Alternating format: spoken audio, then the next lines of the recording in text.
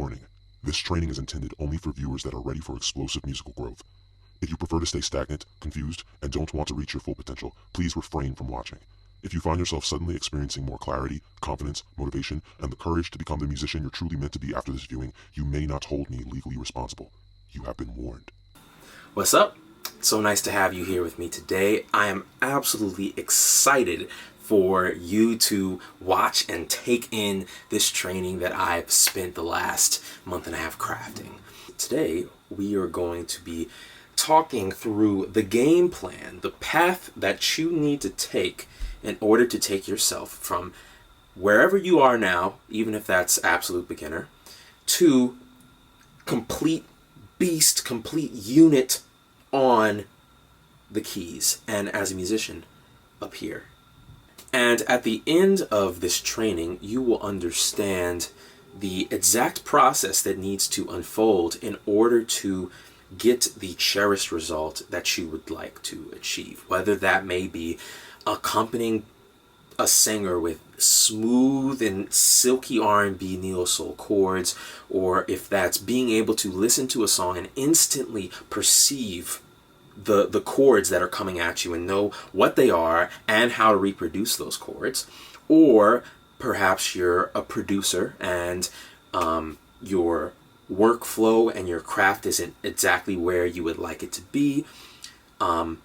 This training will teach you the steps that are required to get you to the place where you can lay down these smooth chords on your productions that just make people go, like they hit a person's ear and they're just like, dang, that person's got some skills. All right. So that is the goal for today. By now, you're probably wondering, who the heck are you and why should I even be listening to you right now? Hi, my name is Alec Winters, and as of right now, I am 23 years old. At the age of 16, I decided to take music seriously after attending a weekend program at Berklee College of Music back when I was in high school. I was able to go from this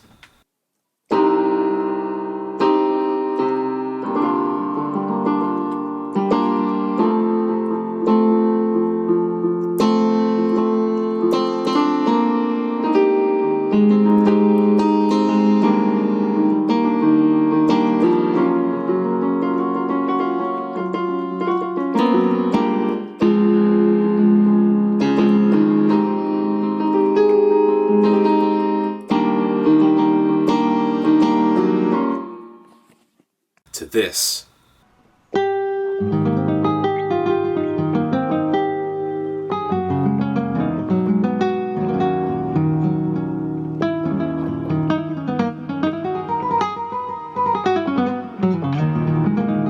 In just my first year of development, with my second year of growth being even more explosive.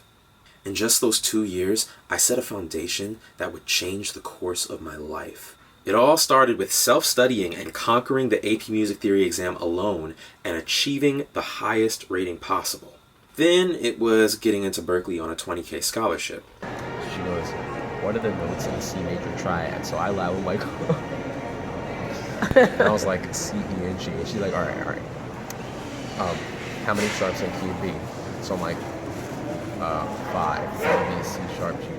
In 2018, I was chosen to be the principal accompanist for probably the biggest show at the college, which they called me back for a second time. In 2019, I did the official promo for one of the biggest keyboard brands in the world. And in the past few months, I found myself inside L.A. Reid's private studio, working with a multi-platinum production duo, cooking up some records to be presented to Drake to possibly be on his next album. And the coolest part? That night, Usher happened to be recording his new album across the hall. Yeah, that joint sounded good. Listen, this is only the beginning of my journey, and I still have plenty of growing to do still. But it would be an absolute honor to serve you by teaching you what I know. So, despite what I've told you about myself, it wasn't always like this. As a matter of fact, if you got to meet me at the age of 15, there would be zero evidence of my current skill level or trajectory. So let me take you back.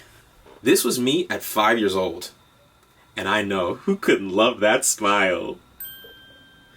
Well, actually I was 6.5 here, but let's just pretend that I was 5 for the sake of the story. At age 5, my parents briefly put me in piano lessons, but that was until the teacher figured out that I wasn't practicing at all, so they took me out. And after that month-long stint with piano, I did not touch an instrument again until 4 years later at the age of 9, I would say. And that was around 2008, 2007.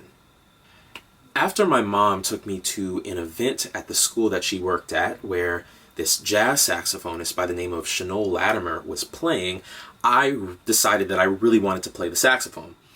But at the school that I was going to, they made you play clarinet first for an entire year before they would let you move to the saxophone. And this is because all those little kids thought, the sax was, gonna get them lots of attention because it was just so cool. And I don't know, the saxophone is just a really cool instrument, so it makes sense. So I was forced to play clarinet for an entire year. So that's what I did because I was like, nothing's gonna stop me from getting to that saxophone. So I spent my entire 4th grade year as the last chair clarinetist. And yeah, seriously, I was the last chair. Out of all 30-something clarinet players at band practice in 4th grade, the band teacher determined that every single one of them was better than I was. Every single one. That's embarrassing. And so at the end of 4th grade, we were allowed to take a test in order to audition for the sax. And if you did well enough on the test, they would move a small portion of the clarinetists who auditioned onto the sax. The test? Play Amazing Grace on the clarinet. So with playing the saxophone being my primary goal in life at that point, I took the clarinet home and I practiced Amazing Grace until my lips hurt. And I probably don't have to tell you what happened next. I spent the next 5 years playing alto sax in band class. That was me when I first started. I ended up practicing so much in 5th grade that I made my way from last chair, which was a carryover from my clarinet position, and I moved all the way up to 2nd chair. And by the time I made it to high school, I knew that without a doubt, I needed to be in music in some capacity. But I had one problem, and it was a pretty big problem too. I had lost passion for the one instrument that I had dedicated the last 5 years of my life learning how to play. At this point, because of certain influences, I realized that I actually wanted to be a singer and an artist, and I suppose guitar came along with that as well. Here's a clip of me singing some Craig David back when I was in, I want to say, the beginning of around 10th grade for me. Felt just like an ordinary day. Just around the corner, such a surprise. A beautiful angel materialized. Time stood still, face to face. I'm sure we met at another time and place. I love me some Craig David. And so starting in 9th grade, my singing obsession ended up lasting 2 years until about the end of 10th grade. After that, I was still singing a lot. I was just kind of maintaining and growing slowly. But those first 2 years, I was practicing a lot every single day. So herein lies the problem. Here I was going into 11th grade, wanting to be special, wanting to be a truly exceptional musician. Someone that stands out, someone that has the sauce. You know what I mean? All I had, well, 1, I knew how to read the high school band music. 2, I could sing a little bit. 3, I could pluck out a few chords on the piano. And 4, I knew my basic chord shapes on guitar. It was also blatantly obvious to me at the time that this did not at all resemble the skill set of someone that was on track to becoming a world-class musician. I knew what it felt like when I heard a truly special musician play. that tingly feeling in your stomach, the chills running up your spine and out through your arms. Pure, potent musical expression. And when it came to doing it myself, it just felt miles and miles away, something I'd never achieve. And learning to read the ensemble music as a saxophonist in school didn't help me to understand music any better than when I had started, really, besides maybe a few scales, I suppose. Before that point, when it came to piano, I would try and copy my favorite players note by note. And it would take an entire day just to get 10 seconds of their playing firmly under my fingers. Like an entire day of effort devoted to trying to get 10 seconds of this person's playing under my fingers. And then I would forget to practice it for a week or two, or I would try moving on to the next 10 seconds of the person's playing. And within a few days to a week, maybe 2 weeks, I'd be right back to where I started. And I would have to relearn note by note what the person was doing. So that was really frustrating. I could feel how incredible the best musicians made me feel, but sitting down and actually expressing myself at the keys on a high level, that felt like having to learn a foreign language from scratch. I was getting really, really frustrated, and I thought to myself, is being a musician something that I can reasonably pursue? Is this something that I will even be able to succeed at on a high level? It kind of feels like every time I would sit down at the piano to practice, I wasn't really getting anywhere. And I'm not gonna lie, at the time, I kind of secretly wished maybe if my parents kept me in piano lessons from the age of 5 and I had 10 years to develop myself with a private teacher, maybe I would be in a different position. Maybe now I would be able to enjoy the fruits of my labor. So, let me ask you a question. Does this sound like you? Is this similar in a way to what you're going through right now? If it is, I want to make a few things clear to you that I know now. Becoming a musical beast is not some talent that people are born with. Yeah, sure, there are genetic outliers, but what I'm saying is that the average person has more than enough potential to become a legendary musical sauce master. Don't ask me to explain that term. Building your base of skill only feels impossible to you because you've been approaching it the wrong way. This is especially true if you resonated with the story that I just told you about myself. 3. If your starting point was where mine was, taking college classes or any other kind of academic classes that take place away from an instrument is only going to make you more frustrated. If you went to a music college, or you're currently there now, you may have noticed that the best students are usually those who already had a base of knowledge when they got there. Most students who start a semester confused usually leave the class pretty much still confused, and this is not a coincidence. I experienced this a lot, and I observed this a lot when it came to my fellow Berklee students. At this point, you might feel like the only solution to your problem is to rewind time back a decade or more to when you were like 7 years old, ask your parents to get you private lessons with a great teacher who teaches contemporary styles, and practice 3 hours every single day for 10 years. Well, yeah, of course you'd be a beast if you did that. Unfortunately, we don't have that luxury.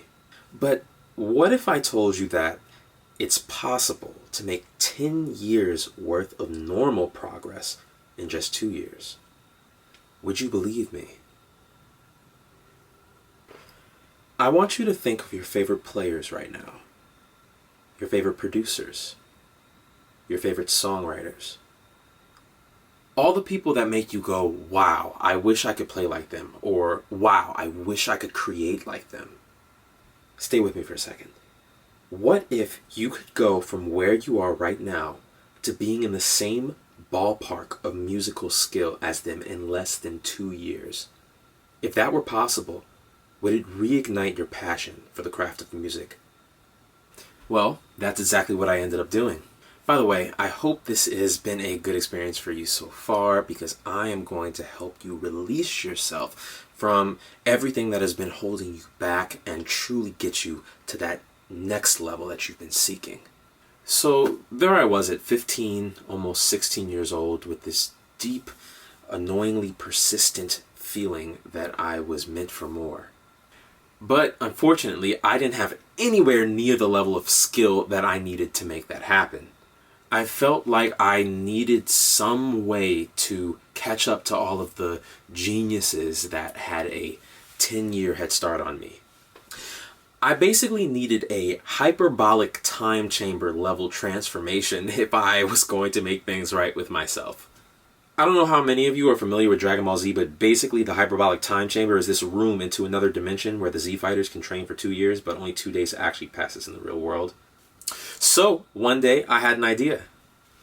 Maybe, just maybe, music theory was the missing piece of my puzzle. And the fact that I didn't have it, maybe that was the reason why I was stuck playing all of these basic things for so long. I decided that I was going to self-study for the AP Music Theory exam and teach myself piano at the same time. Little did I know that making this one single decision was the start of a mind-blowing 2-year transformation that set the foundation for where I am right now. But the journey wasn't without its challenges, of course. For one, the AP Music Theory teacher at my high school did not like that I was doing this. I suspect it's because all of the students' exam scores kind of get factored into the teacher's test average, but I'm not too sure. But honestly, this guy was a real menace. He loved insulting students to make himself feel better about himself. Freshman year, he told me that my tone sounded like garbage on the sax. And one day when I was in 10th grade, he came up to me while I was playing piano. I was tinkering on the piano in the auditorium, and he's like, maybe you should stop playing the same things over and over and over again and learn something new. I mean, he was right, but damn, you ain't gotta do me like that. As a matter of fact, once word got around the music faculty that I was taking the exam by myself, he took me into his office one day, closed the door behind him, and said, "Alec, if you don't drop the exam, I'll kill you and everyone you love." Alec? That is not what happened. Okay, fine. He told me to drop the exam because he thought my chances of passing were really, really small without taking his class, especially because a lot of his students would often fail as well. But he wasn't going to stop me. Nothing was. And so I went all in. After just my first 3 months, so around December, I was able to hear and understand the chords of almost anything you could find on the radio in real time. I could listen to almost any song in pop, R&B, neo-soul, alternative rock, and I could listen to the chords and bam, I knew exactly what they were and I knew how to reproduce them on an instrument, on the piano. And let me tell you something that you may not realize. Not only is this coveted skill something that most people struggle and fail to achieve, but going without it happens to be the main reason why you're struggling so much. And so the two main questions that people most often ask me are this: how in the world did you do such a thing? And two, how in the world did you do such a thing in just 3 months? Well, you're about to find out. The ultimate game plan starts right now. So before we begin, I just want to talk about what this isn't, just so I can clear up any confusion. This training is not for anyone that is looking for a quick fix or a shortcut to becoming a beast. There are no shortcuts, and the pursuit of this craft will test you to make sure that this is something that you truly want. Next, this training is not a Music Theory 101 course. It would take quite some time to explain to you all of the little nuts and bolts of music theory in just this one training, and besides, there are lots of videos like that you could just go look up on YouTube and get there. So no need for me to reinvent the wheel here. Besides, after this, you won't need wheels. Because what this video is a spaceship. So buckle up, baby, I'm taking you to the stars. But seriously, the thing that you've probably been looking for but haven't been able to find is, what do you do with all of that information? How do you make sense of all of that theory stuff in order to actually make real, tangible progress and to turn the theory into smooth playing that hits the listener's ear and heart and mind and all of that good stuff, right? So if that's why you're here, you're in the right place. On a technical level, I'm only going to be explaining the bare minimum to you here so that I can focus on what truly matters: strategy. So let's get this party started, shall we?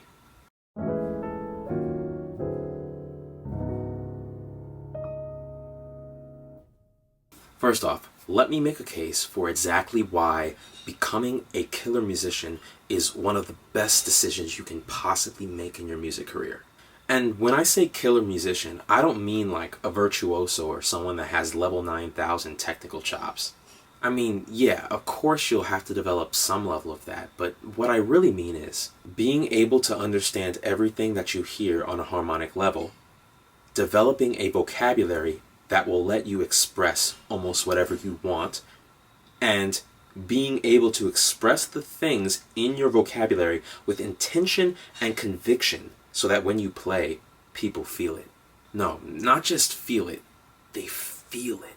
You know what I'm saying? If you're in music in any capacity, these skills will not only make your life so much easier, it'll make your life far more exciting too. Becoming an expressive wizard comes with many more benefits than just sounding great. How would you feel if your playing were so magnetic that you attracted more opportunities, i.e., you'll be able to end up in rooms that you never thought you'd be in? You attracted awesome new friends into your life. The best musicians wanted to collab with you all the time. You could truly express your deepest emotions through your harmony, and your production workflow got a 3x speed multiplier. This is because you'll always know what chord to play based on what you're hearing in your head. This will also increase the quality of your music as well. Sounds pretty cool, huh? Well, anything is possible. So, your most optimal development path, in my experience, is to think about your development in 3 stages. The first of which is called harmonic acquisition. Now, this skill is basically the ability to listen to almost any song and hear the underlying harmonies, the underlying chords, the underlying cadences that underpin the music itself. The second phase is something that I like to call voicing vocabulary. So this is the ability to take the harmony that you have internalized and subconsciously mastered from harmonic acquisition, and then now express this on the keys with not just, regular root position chords, but be able to express this harmony with voicings and voice leading that is smooth and beautiful and gorgeous. And the third of which is something that I like to call melodic acquisition, which is basically the ability to play and take solos in a bebop influenced style or language. And of course, this is optional for those that aren't really interested in building a bebop style melodic vocabulary that you can take solos with. Once you build a solid level of skill in all 3 of these areas, you'll be able to output harmony on a very precise level. You'll be able to express that harmony with grace and beauty using incredible voice leading, and you'll be able to take solos on top of it with your own unique vocabulary that feels good to you and to the listener. As an example, I'd like to share with you a solo that I took on a song that I wrote 1.5 years ago. Everything on this track is my own playing except for my very good friend Paul Johnson on bass. So shout out to him. All right, run the tape.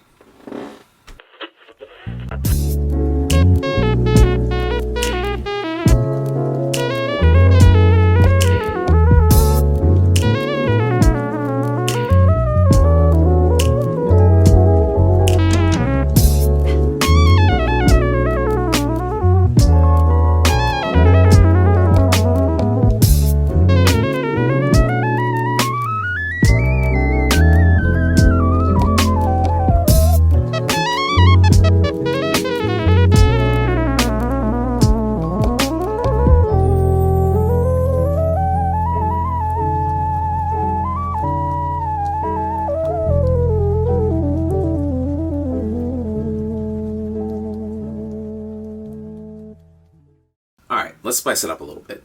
If I were to rate myself in each of these 3 categories from 1 to 10, with 10 being either my most current goals or equal to the players that I look up to the most, here is what I would give myself.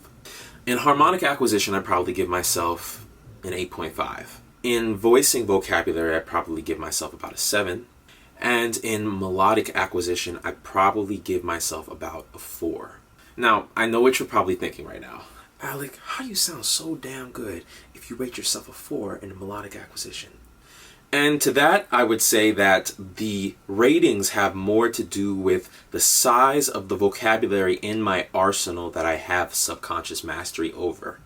How I sound has much more to do with technique and tone, rhythmic precision, and third, the fact that I've not just consciously mastered my vocabulary, I've subconsciously mastered what I know, and I can express it effortlessly. This is what allows me to merge my emotions with my vocabulary and pass it through your ears and your brain as pure feel-good emotion. And this is because I'm not bogged down with any of the little minute details of how to technically execute what I'm trying to play and express. It's automatic for me.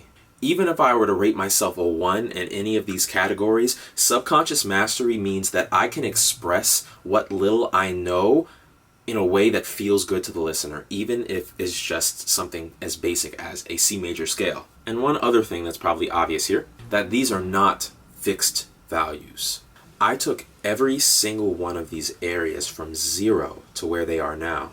And if I wanted to, I could bump any of these numbers up by an entire number value if I spent a month of pure focus on it. So let me ask you a question. Now, this question only applies to you if you can't automatically understand all the chords of pretty much everything you hear. And my question to you is, have you dedicated a great deal of your time toward either practicing new voicings, trying to learn new voicings, trying to transcribe other players note by note, or trying to practice technique? And it could be any one of those things, doesn't have to be all 3 of them. If you've been focused on any one of these things and you haven't already learned to understand the chords of anything and everything that you hear automatically and in real time, this is the first thing that is keeping you stuck where you are right now. Maybe this is a surprise to you, maybe it's not. But think of it like building a house. The biggest mistake that most people make is trying to build their house backwards, going for voicings or other technical stuff or melodic acquisition first. Once you have harmonic acquisition down, you'll be able to properly understand voicings in context, and then melodic acquisition is just a matter of transcribing. So just to recap what my goal is here, I want you to walk away with a game plan. What do you need to tackle first? What do you need to tackle second? Etc. to make your journey as efficient as possible. But I'm going to leave it up to you to fill in all the little details in between.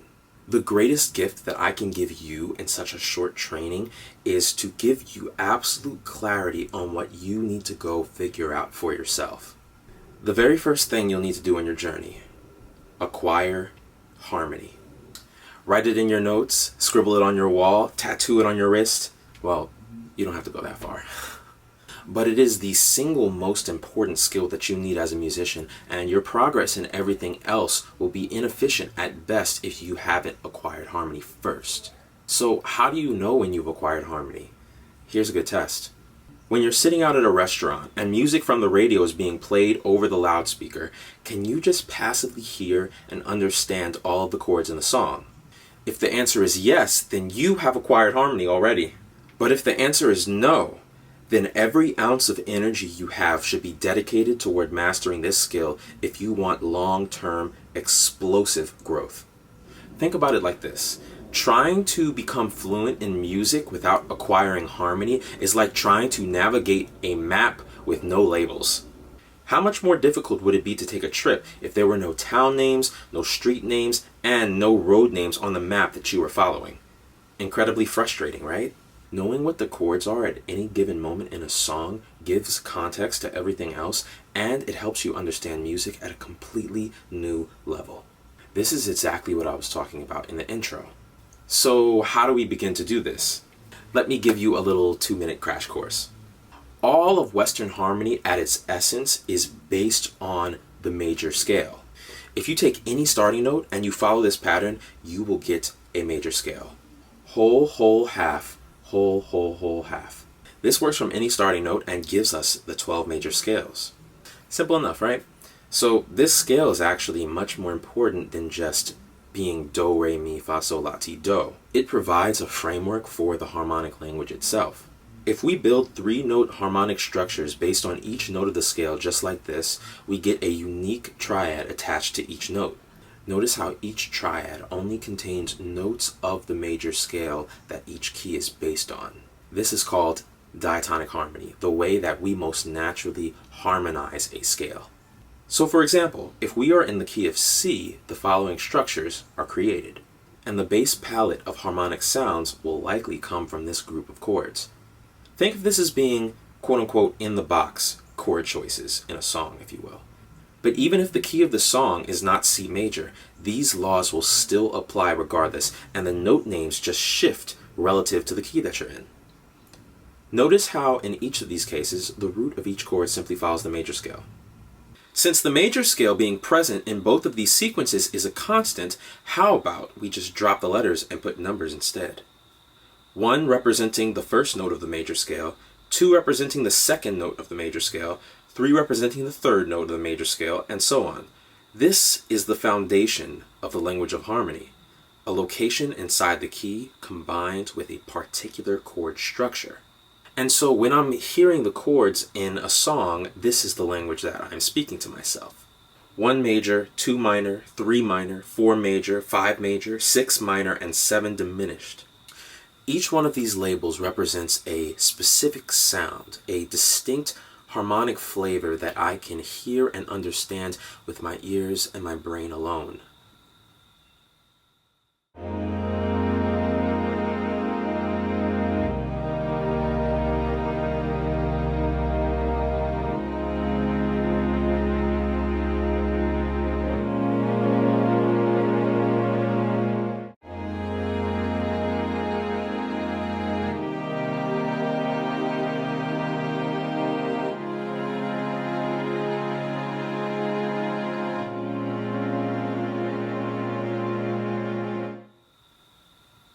And a sound that I can replicate by simply visualizing the major scale in any key of my choosing and playing the particular structure on its designated number inside the scale. Let me give you a simple example. You may recognize this song as being the piano part to Someone Like You by Adele.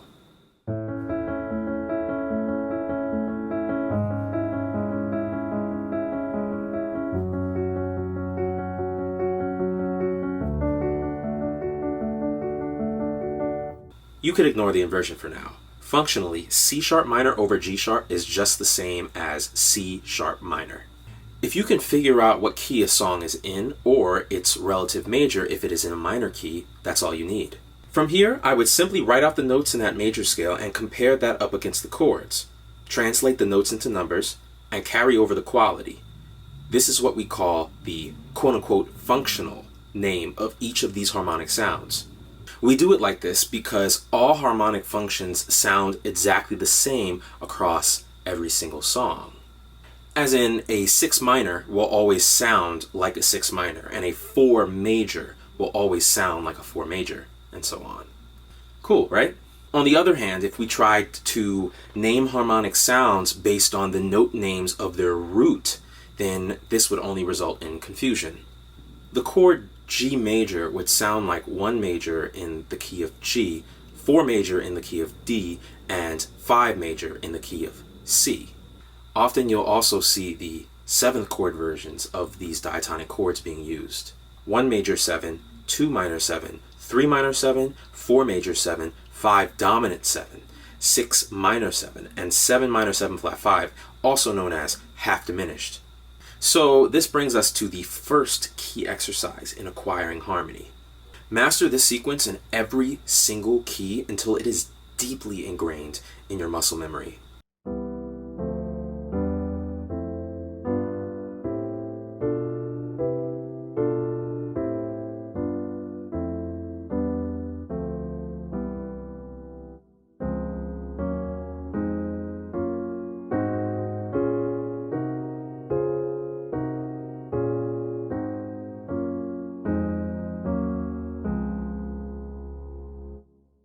Remember that explosive transformation that I talked about? Well, I kid you not, I mastered this in the first 2 to 3 months of my journey in 11th grade, and it set an absolutely priceless foundation for me. Every single day after school, I was in the gym getting my reps in, metaphorically speaking. Now, I know what you're probably thinking.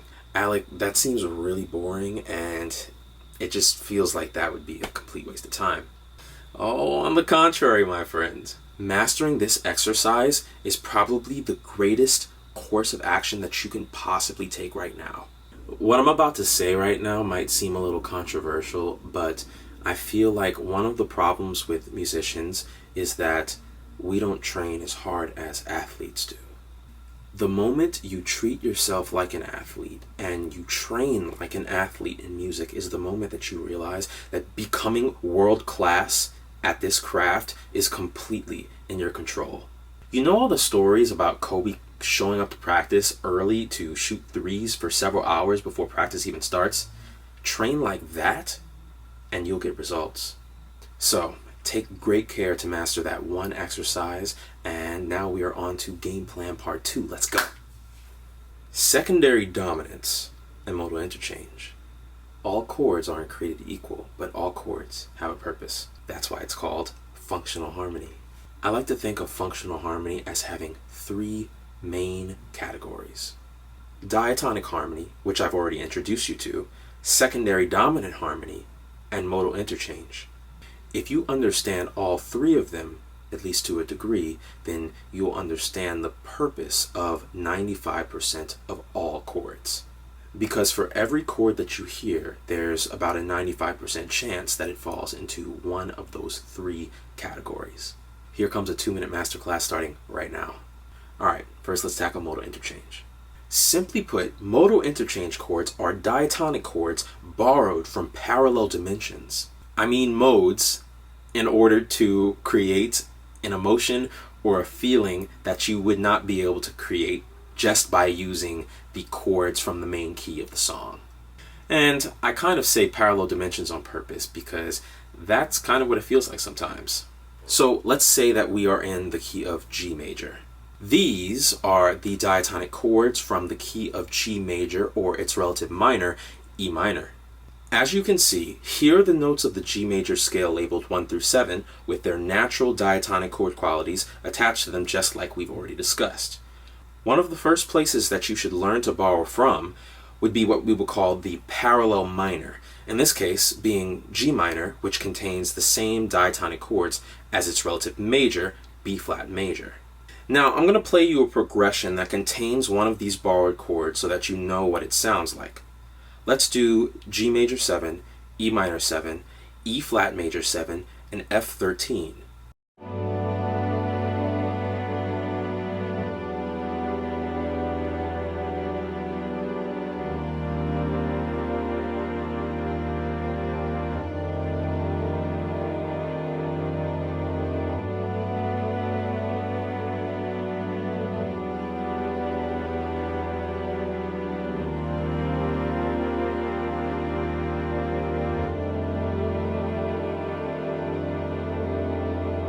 Notice how when E flat major 7 and F13 are played, the harmony becomes emotionally sweeter.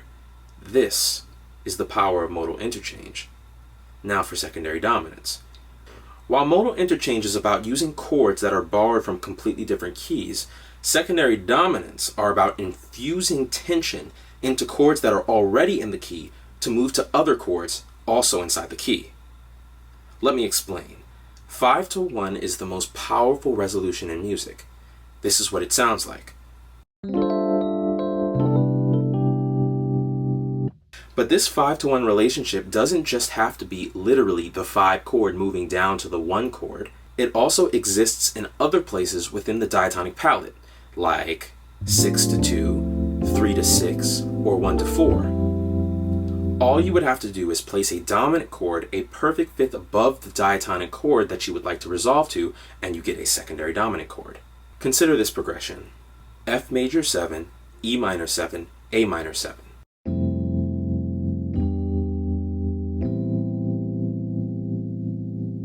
If I were to change out the E minor 7 to now be an E7, the E7 would be functioning as a secondary dominant, since it is a dominant chord a fifth above the chord that I'm resolving to, which is A minor 7 in this case.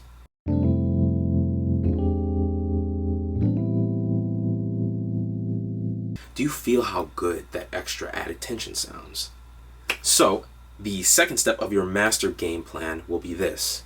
Take 2 days out of your life, one for secondary dominance, one for modal interchange, and learn all you possibly can about these two kinds of harmony.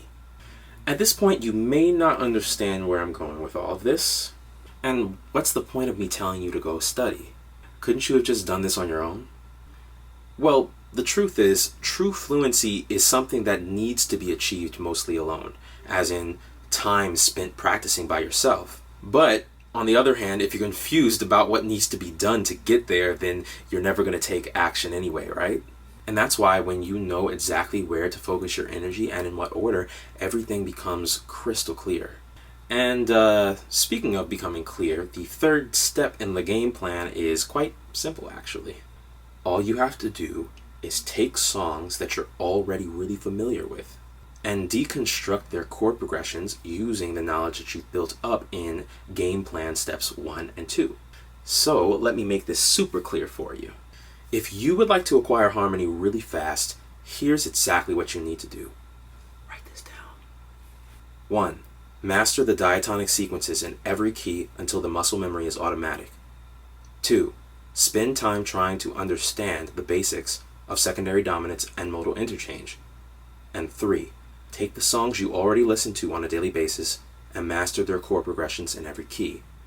Now, of course, the implementation is a little bit more complicated than that, but if you walk away from this training without ever reading or watching any of my material ever again, those 3 steps are where you need to place the majority of your attention and focus starting out in order to get above average results.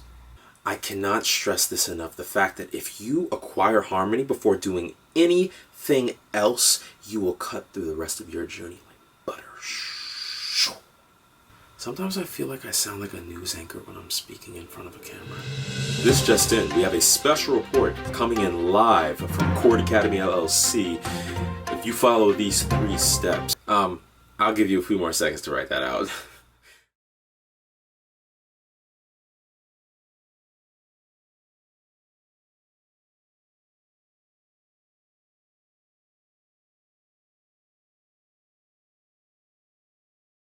Once you have taken great care to acquire harmony, you can turn your attention to the second stage of development, which is voicings. Not gonna lie, this is probably what you've wanted to hear about, but what you really needed was harmonic acquisition first. Regardless, this is the place where we take clunky, regular old root position chords and turn them into something of true aesthetic beauty.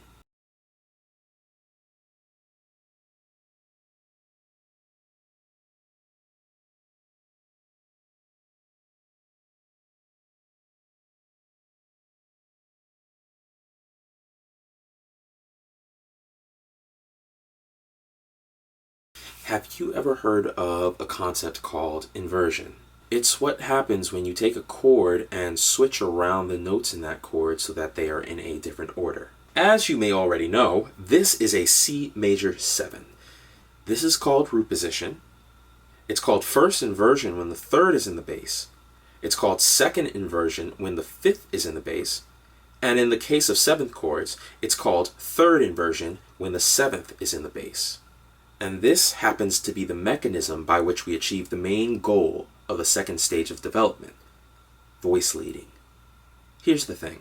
Even when you know what the right chords are, you're going to feel a huge difference between these blocky, clunky root position chords and those smooth, sexy voice-led chords that your favorite players use. Done right, voice leading allows you to take those root position chords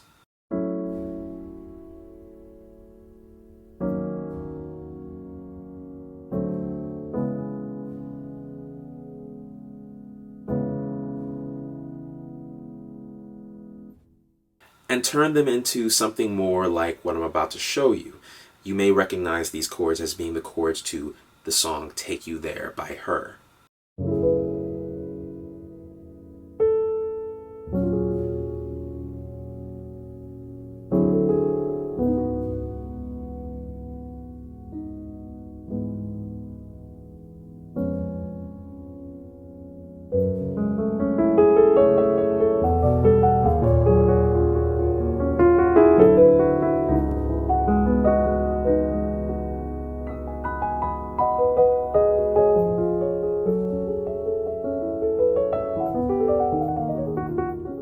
I probably know what you're thinking right now. Damn, that just sounds good. Yeah, well, that's what it sounds like when you voice lead polychords. Speaking of voice leading polychords, you can't really start there. You see, voice leading kind of has levels to it, and it gets just a little more complicated as the voicings increase in complexity. Not unlike learning to solve a 3x3 Rubik's Cube versus solving a 4x4 Rubik's Cube versus solving a 5x5. Although voice leading isn't even close to the level of difficulty of solving a Rubik's Cube, so don't even worry about it. And if you're wondering, no, I couldn't solve one of these even if someone put a gun to my head. So back to voice leading. For now, let's start with triads. This is a C major triad. Now, let's say that we want to shift to a 4 chord within the diatonic framework, F major in this case. If we try to jump between these two root position chords, the result is blocky and not cohesive. But if we strategically choose an inversion of F that fits within the general space that the C major takes up, we get this. A root position C major triad moving to an F major triad in second inversion. This is voice leading. Also, one more thing that I want to bring your attention to.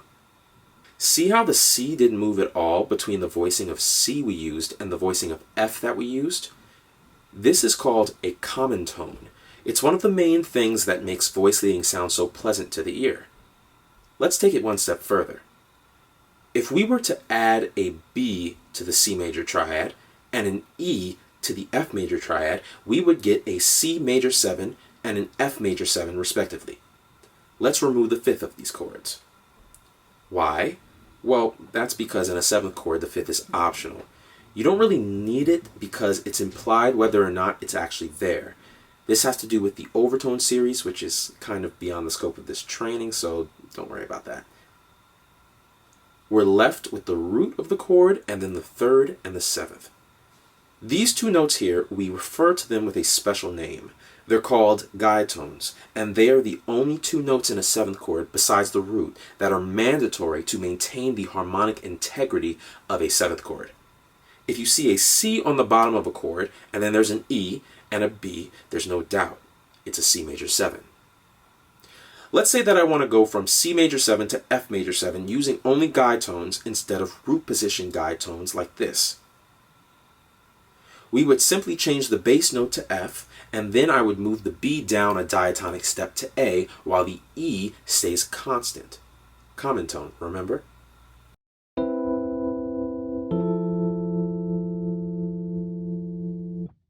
Do you hear how smooth that is?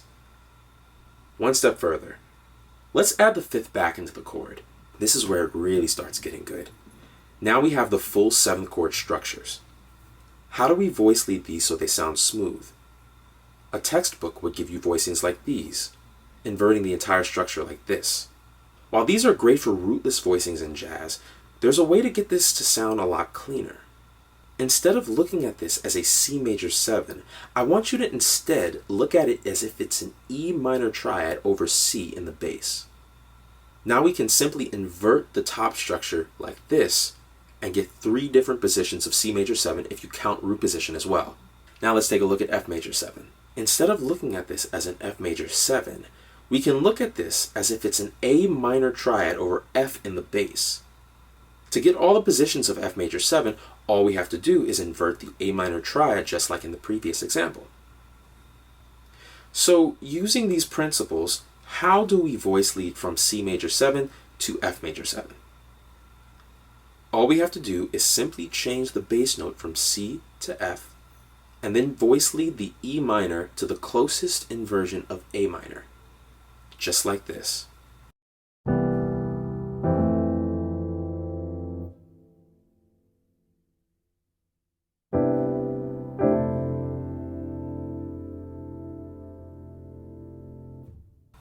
Smooth, right? Once you have this on lock subconsciously, you've just taken your very first step towards effortless, smooth voice leading.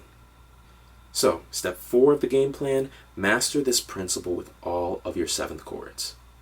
As long as you know that each 7th chord has 3 positions, and your job is to navigate to the closest position of the next chord in the progression, that's all you'll need to get a head start on your own with this.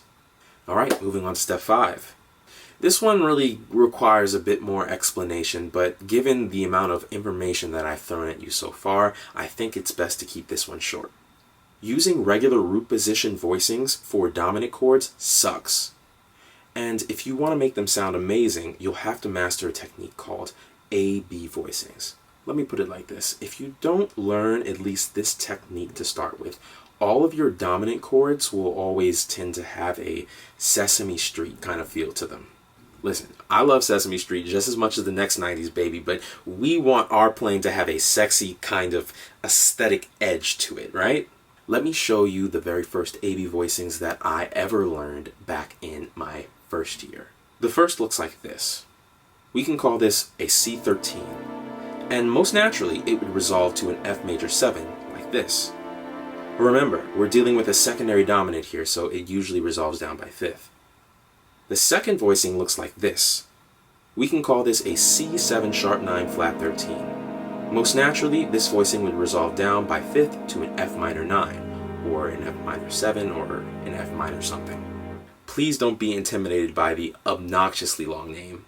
The sharp 9 and flat 13 are something called tensions. Notes that are added to the chord to add more texture, color, and flavor to what was already there. Yes, there are rules behind which tensions are used and where, but let's not get into all of that today. If you can take these 2 voicings I've shown you and learn them in all 12 keys, that should be enough to get you started. I'm not able to show you exactly how to use them in such a short video, but you'll probably encounter them a lot when you're breaking down progressions from step 3. This way, your ears will get used to the sound, so when you come across it, you won't have to figure out all the notes from scratch. I'll give you another 10 seconds to finish writing down the notes in these voicings.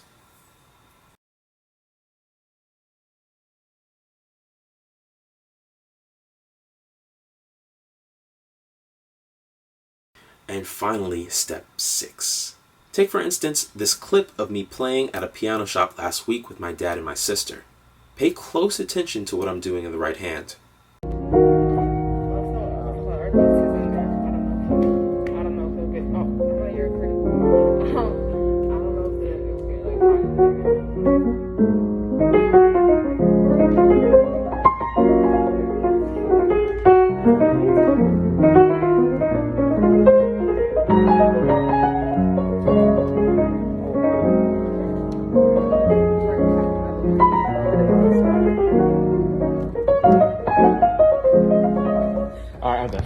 Now, this is going to be optional depending on whether or not you're even interested in building a melodic vocabulary. But achieving this is actually really, really simple. Not easy, but simple. All you have to do is take phrases from solos that you really, really like and learn them in all 12 keys. And it really is that simple, but only under one condition. Most people try to do this before steps 1 to 5. This is a skill that's really only available to you if you've acquired harmony. Well, it's possible to do without it, but it would be really, really difficult and your progress would be just so slow. As a matter of fact, let me set you up a little condition chart so that you know not only what the steps are, but also the prerequisites for getting them done. Steps 1 through 3 should be your point of focus first. Once you get these 3 things to a high enough level, you can start to go for 4, 5, and 6. As a matter of fact, you'll probably start to learn 4 and 5 as you get deeper into 1, 2, and 3. And 6 is something that you'll really want to wait to start until you've truly reached a high level in 1 to 3. So, let's put this game plan together, shall we? 1. Master the diatonic sequences in every key until muscle memory is automatic. 2. Spend time trying to understand secondary dominance and modal interchange. 3. Take the songs you already listen to on a daily basis and master their chord progressions in every single key. 4. Master all 3 positions of the 7th chord and start voice leading the progressions you've already mastered from step 3. 5. Learn the A-B voicing technique in order to play those secondary dominants from step 2 in the smoothest way possible. And finally, step 6, which is optional of course, transcribe your favorite solos and learn to play them in all keys. And so in the most simplistic way that I can explain it, these 6 steps are generally the order that you need to follow in order to achieve that explosive growth that you're probably searching for. And like I've kind of alluded to before, I would generally split them into 2 groups. 1 through 3 are for harmonic acquisition, which sets the basis to make the rest of your journey practically painless. If you're still in that beginner/lower intermediate level and you feel like you've kind of hit a wall in terms of your growth, steps 1 through 3 are like your leverage point. They're like your way back into the game so that you can finally access those higher levels. I was stuck probably where you are right now for my entire life, right up until I decided to focus all of my energy on steps 1 through 3, which honestly was done by accident anyway. I abandoned almost all work with inversions, voicings, technique, trying to learn note by note from YouTube tutorials, melodic transcription. Not that I even knew how to do that last one when I first started out. But the moment I dropped all of that stuff and I put all of my energy into the harmonic acquisition side of things, everything changed for me.